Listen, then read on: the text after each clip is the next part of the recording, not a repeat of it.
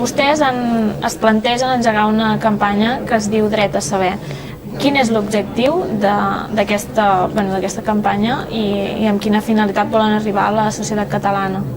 La campanya està engegada, vam començar el mes de juny, però és cert que li volem donar una altra dimensió, li volem donar un altre impuls, perquè creiem que és una campanya absolutament necessària, específicament perquè entorn a la independència, entorn a la consulta, s'estan dient moltes coses, moltes de les quals no s'ajusten a la veritat, i per tant creiem imprescindible i creiem necessari disposar d'una plataforma en la qual puguem demostrar quines són la realitat de les coses que nosaltres pensem i que nosaltres veiem, i per tal de desmentir algunes coses, moltes coses que des del govern es diuen que es donen per fetes i que són falses i que en definitiva no seria bones per Catalunya si al final la independència acabés sent una realitat.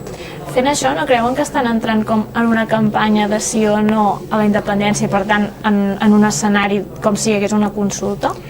Doncs és possible que sí, que entrem en una campanya d'aquestes característiques, però no és l'objectiu. L'objectiu és demostrar als ciutadans de Catalunya que plantejar-se la independència i, per tant, plantejar una consulta sobre la independència no és necessari, perquè la situació que viuríem a Catalunya en una hipotètica independència no valdria la pena. I, per tant, partim d'una altra situació, de que la independència de Catalunya, en primer lloc, no és viable només amb la decisió dels ciutadans de Catalunya, primera qüestió, però segona qüestió, la independència de Catalunya seria dolenta per Espanya, però també sobretot per Catalunya. Tot i això, ja a les enquestes diuen que hi ha un 80% que està a favor de que es produeixi una consulta. Creuen que es pot ignorar i es pot convèncer ara la gent de que no convé una consulta? És que és molt fàcil preguntar-li a la gent si ells el que volen és que se'ls consulti. Escolti, evidentment, jo també voldria que se'm consultés. Ara cal tenir present sempre si aquell que et consulta alguna cosa és aquell que pot dur a terme allò que et consulta. I aquí és on entra el problema.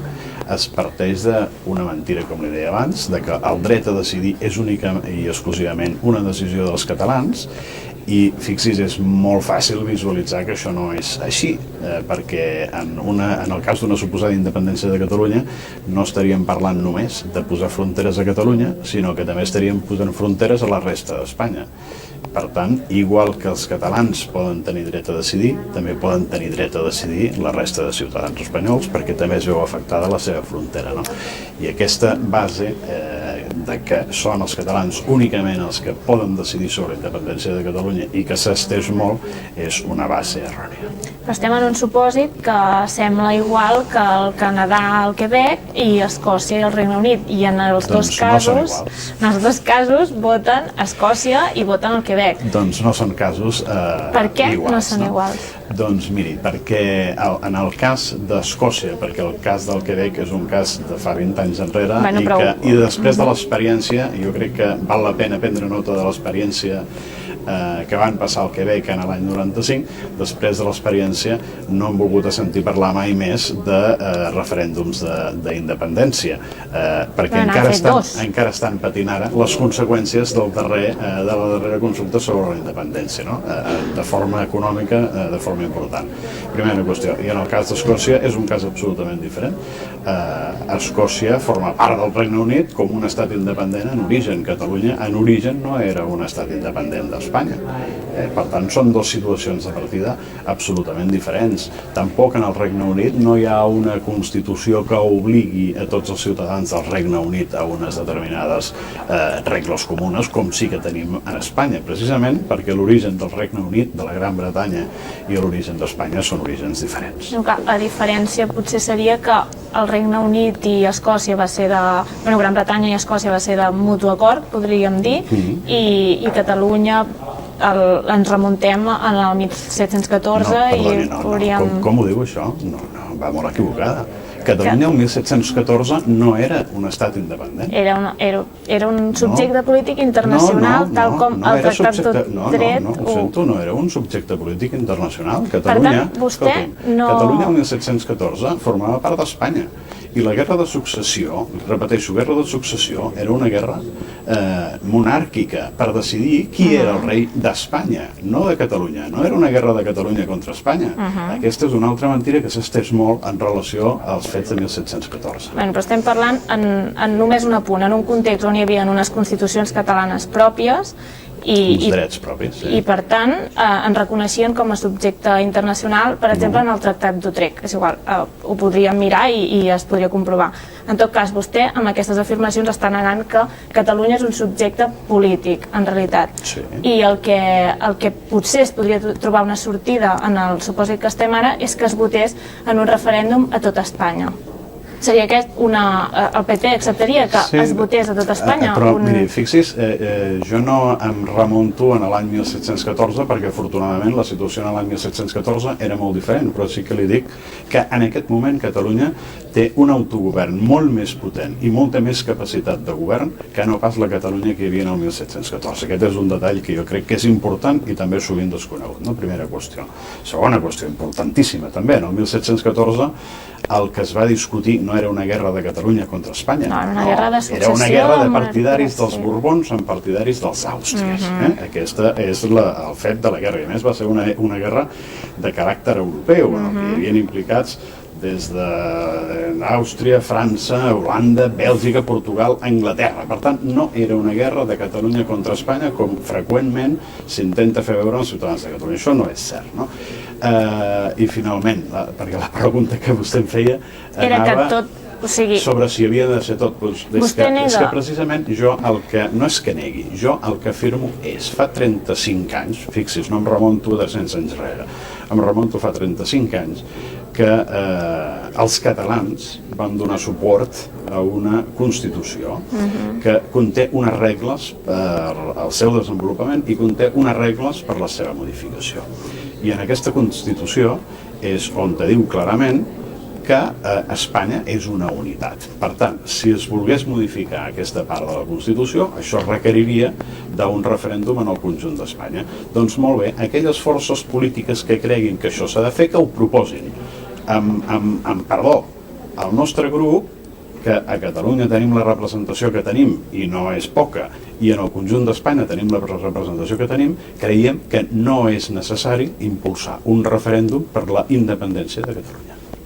Doncs, en tot cas, davant les reivindicacions de la societat catalana, ara el PP el que ha proposat és un finançament singular per Catalunya i hem tingut un cop de porta per part del PP espanyol.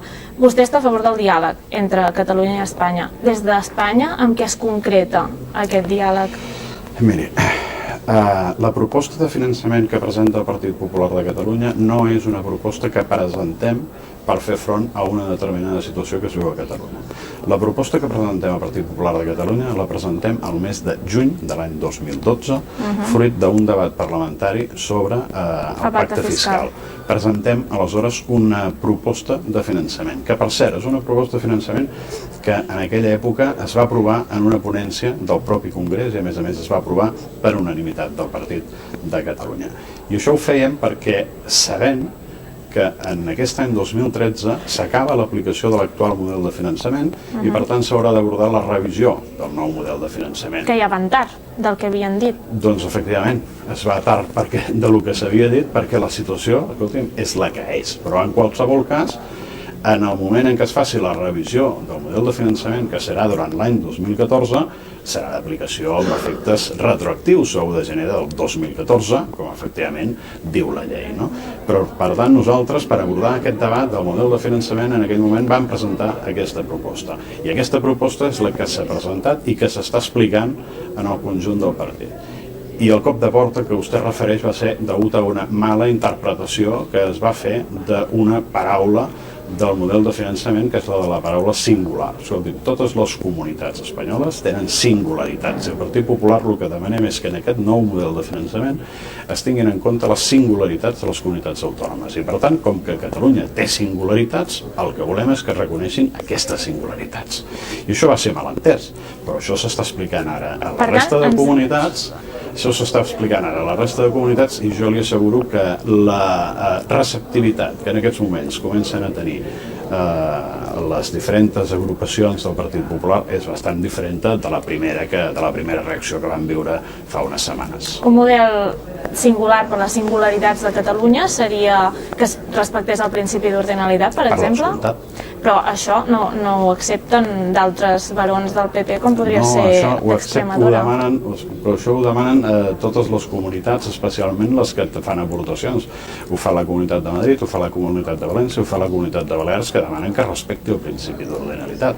Per tant, jo crec que en conjunt el que hem d'apostar és perquè el principi d'ordinalitat es respecti. I si hi ha altres comunitats, inclús del nostre partit, que això no els agradi, doncs miri, ho respectarem, però nosaltres continuarem defensant que s'apliqui aquest principi d'ordinalitat. Madrid va dir que es podria fer una consulta als madrilenys sobre el model de finançament. Catalunya podria fer una consulta per aquest estil? Si ho consideren oportú, el que passa que em dóna la impressió que Catalunya, el govern de la Generalitat, no està ni molt menys per aquesta feina, sinó que està per unes altres tasques que s'escapen al model de finançament.